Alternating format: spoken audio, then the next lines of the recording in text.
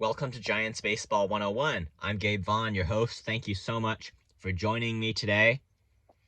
It is definitely a concern that Logan Webb was not effective today, but the headline on MLB.com talking about his outing is optimistic. They point to the fact that he had 5 strikeouts. I think that's great. You know, his stuff showed, even though he maybe got hit hard a bit. His stuff showed. He struck hitters out. I think also it's possible to have these unrealistic expectations when you've got this one pitcher on a team that you're counting on to anchor the team, which is exactly what's the case with Logan Webb. You can be unrealistic and not remember the fact that all pitchers have bad outings at one point or another. And this was one of those for him. I think all we can really do is hope for him to rebound. I still want him to start on opening day. I still think he's the best option that the Giants have for that. So I would say be understanding about bad outings. Definitely, though, we need consistency. We're going to need Webb's bad outings to be rare in the season. That is definitely the reality. In the bullpen, Kervin Castro went 1.2 innings. Though he walked 3, he did not give up any runs. He has yet to give up his first major league run, and I think that's great. That is a record that he is not going to want to break, man, and I hope it's not going to break for a while. No reason not to have him on the opening day roster. No reason not to make room. I think he deserves the chance right now to try to continue his record of not having given up a run. Not sustainable forever. Just saying. It should mean he's going to be a good pitcher.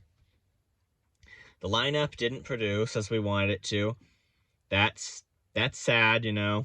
2 runs. I'm hoping the opening day lineup will still look a bit different, you know, and that it will be sequenced and that it'll look like something that it can produce. And, you know, you'd have to ask the question, how much are we supposed to make of the low batting averages when we see them in spring training? Because Mike Yastrzemski's batting average, it is technically low right now. Jonathan Villar's batting average is low. Jock Peterson's batting average is low. How much? Brandon Crawford hasn't gotten a hit yet. So how much do we make of these low batting averages? And these are players from which we've already seen some potential for the most part. And understand, I know Jock Peterson is already an established baseball star, not with the Giants, but they had all the reason in the world to sign him as a free agent. So how much are we supposed to make when we see low batting averages in spring training? Well, this is, first of all, a small sample.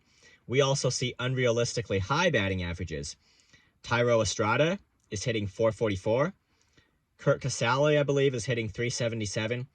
Are those batting averages sustainable in the season? Of course they are not, but I hope they're indicative of the fact that these guys are going to produce, which would be really good for really either one of them. Thairo Estrada, you know, maybe you would call him a fringe player, if that's nice, you know.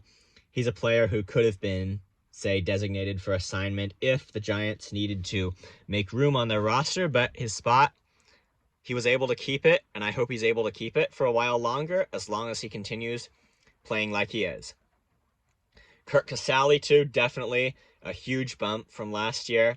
He's the best option we really have for starting catcher on opening day, so it is going to be crucial that his bat gets going and stays going, and it already did step 1. It got going. Curt Casali, though he did not get a hit today, he's been dynamic in spring training. I think the batting averages from the other guys that we already know that can play great baseball, I think those batting averages are going to go up. Sometimes it takes a bit of time. If it's not spread out evenly, somebody's good performance is never spread out totally evenly. They're performing the same level at all times. Sometimes a guy's bat does cool off in the season, and then it's hot later. It's what their overall numbers look like, and that's what we're looking for in the season. really good overall numbers. And Darren Ruff, he's going to have to take on a bigger role now. The Giants are planning to play him every day.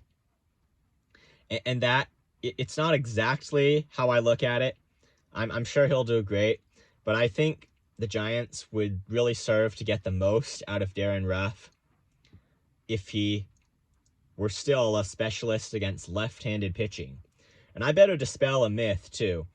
I mean, what you usually hear is indicative of kind of the unwritten opinion that if somebody's a baseball star, it means they have to play every day, and you can't be a baseball star and a platoon player at the same time. I think that's wrong. Look, some pinch hit at bats, and with the universal designated hitter, it's not going to be pinch hitting for the pitcher anymore, but teams are still going to quite a bit. They're going to use a pinch hitter to bat just to get the advantage against whatever hand the pitcher uses. The Giants, I'm sure, are going to do that a lot because they're one of the best teams around baseball for that. That's one of the biggest keys to their success.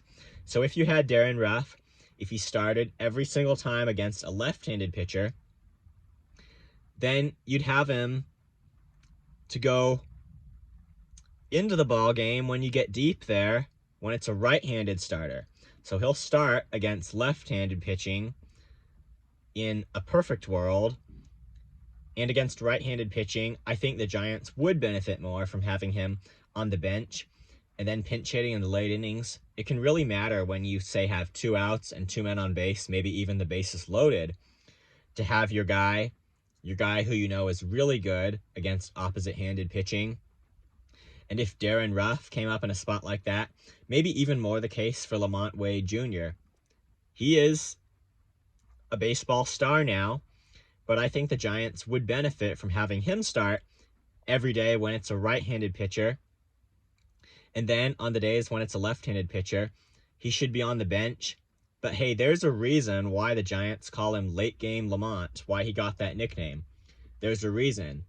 Do you think we might want that against a right-handed pitcher in late games? And these guys, I'm not saying they can't hit pitchers that use their same hand. I'm not saying that at all. I'm just pointing out the probable way to maximize the most out of all the players. And is it always realistic? No. Sometimes you're going to have to... I understand sometimes they would have to start Darren Ruff against righties or Lamont Wade against lefties. That's just, the way the roster would have to be to keep the quality guys in the lineup. I'm just saying, if they could, I would prefer it if Darren Ruff was the guy to face lefties and Lamont Wade was the guy to face righties. It's been key to the Giants' success before.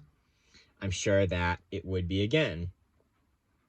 So this lineup, I haven't heard if Brandon Belt is injured or anything. I know he was for the postseason. He should have rebounded from that by now. I hope he gets into the lineup pretty soon because that's just going to be critical. Now, let me say one more thing. It isn't directly related to the Giants. It's kind of for all-around baseball. They really made a new rule now. This is a totally new rule. I mean, they make new rules all the time, but this is a rule that there was nothing before that would have been indicative of anything like this. The thing about if your starting pitcher is hitting, you can leave him in if you choose as the designated hitter, even after you replace him on the mound. And that, sure, it's kind of a neat rule, but it's specifically designed to benefit Shohei Ohtani, so I'm not sure that it's really fair to make a rule like that because that's going to benefit the Angels, That's just kind of giving a one-sided benefit to Shohei Ohtani to let the Angels keep him in their lineup, and it doesn't sufficiently compensate the rest of baseball, who understands that the pitchers are the weakest hitters, And so that may not seem quite fair here. I'm just giving my opinion about this. I think most of the time when they make new rules, it's supposed to have an equal effect on the teams, but it's not here. Well, anyway, that'll be it for now. Thank you so much for joining me. Please join me again tomorrow. Subscribe if you have not This has been Giants Baseball 101. I will see you tomorrow.